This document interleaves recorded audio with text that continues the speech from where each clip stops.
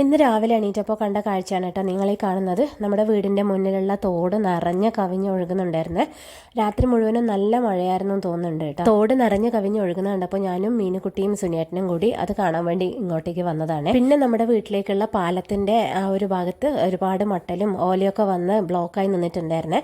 അതൊക്കെ എടുത്ത് മാറ്റണമായിരുന്നു. ഈ ഒരു പാലാണ് കേട്ടോ ഞങ്ങളുടെ വീട്ടിലേക്കുള്ളത്. അതൊക്കെ നിറഞ്ഞ് കവിഞ്ഞൊഴുകുന്നുണ്ട്. ഇത് കണ്ടോ നിങ്ങൾ, മഴയായി തുടങ്ങിക്കഴിഞ്ഞാൽ പിന്നെ എപ്പോഴും കാണുന്നൊരു ഞണ്ടാണ് കേട്ടോ. കുറുക്കഞ്ഞണ്ട് എന്നാണ് ഇതിന് പറയുന്നത്. തെങ്ങിൻ തടമൊക്കെ നല്ലോണം നിറഞ്ഞ് കവിഞ്ഞിട്ടുണ്ടായിരുന്നു കേട്ടോ. അപ്പോൾ അത് കണ്ടപ്പോൾ കുട്ടികൾക്കൊക്കെ ഒരു രസമല്ലേ അല്ലേ, അതിലിങ്ങനെ ഇറങ്ങി കളിക്കാനൊക്കെ.